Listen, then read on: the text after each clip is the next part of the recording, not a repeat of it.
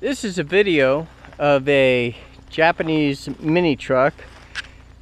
At Mayberry Mini Trucks, we pretty much sell good low mileage mini trucks, but we don't do many modifications. Well, we decided we were going to go ahead and hire a company out of Ocala, Florida to design what we consider to be the ultimate hunting mini truck. And they went all out, did a fabulous job, and I'm gonna go ahead and give you a walk around of this truck.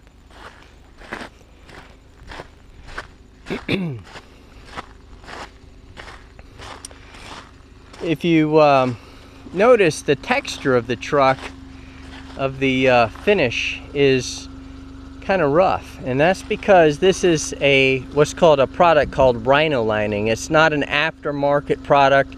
It's the actual factory Rhino Lining product, which means it's extremely tough, and that costs about $2,000 to do the Rhino Lining on the truck, but it totally seals it with what's called a two-stage epoxy coat, which is very durable. So if you're in the woods or on a construction site, it will be able to withstand a lot of abuse. We had them do a 6-inch lift kit, and they did an axle flip on the back and put on some pretty aggressive AT 489 Carlisle off-road tires, and also they put a winch on the front of the truck in case you ever do get stuck.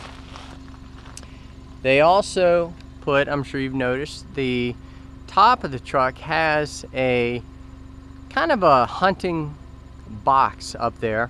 So let's go ahead and go up there and check it out.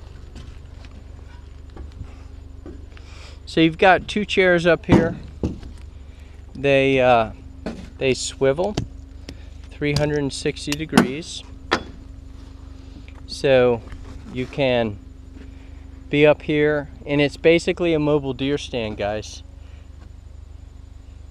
You're way up here. I'd say this is about 7 feet. Where my feet are, they're 7 foot above the ground. And this is also Rhino lined.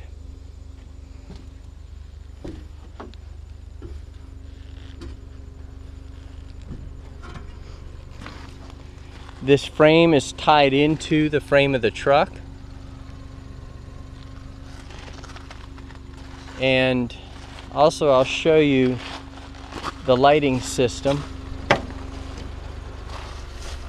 When you turn the headlights on,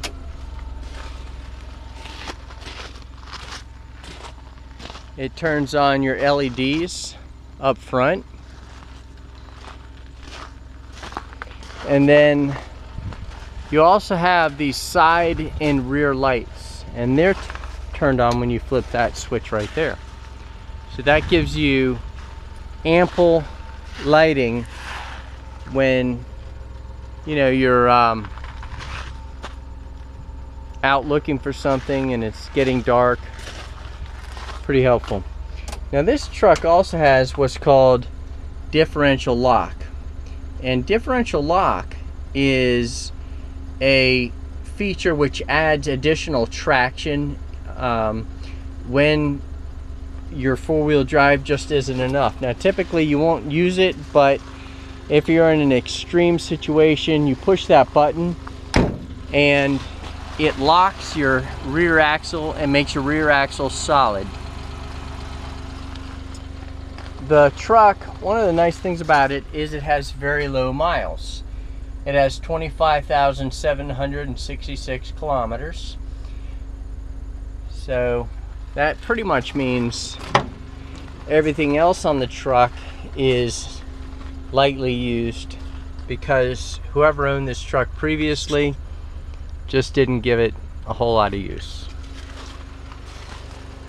So you can see things are pretty good shape. And one of the things we look at is the floor mat, and if the floor mat doesn't have any holes in it, That's another good sign. You look at the brake pedal, you see those little tabs right there. They're pretty crisp, and that's a good sign of a truck that has not had a lot of use. Sometimes if we suspect a truck has rollover miles, we look at those things. We also look at the door hinges. You grab this corner right here, lift it, and this door is one with the truck, but sometimes, you know, if the door's been opened, you know, thousands and thousands of times, it'll actually move because the circular hinge holes have been wallowed out and are oval. And so let's go ahead and walk around the truck. You have kind of a gearbox back here, so if you want to store some gear back there, or dogs, if you want to use it for bird hunting, you can put your dogs back there, and they have plenty of ventilation to keep cool.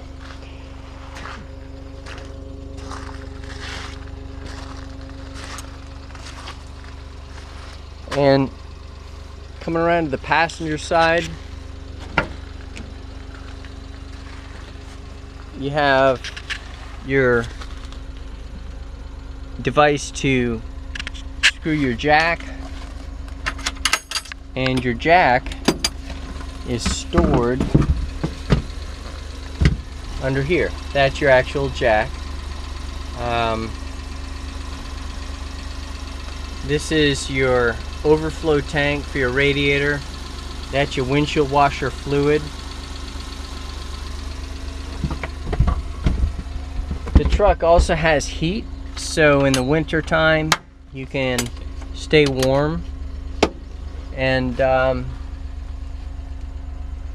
it also has a 2-speed transfer case, so you have 1 through 4 high range and 1 through 4 low range.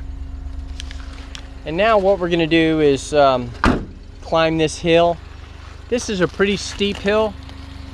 I don't know if you can tell, but it's not quite a 45. I'd say it's about a 35-degree angle, and that will show you that it climbs pretty well.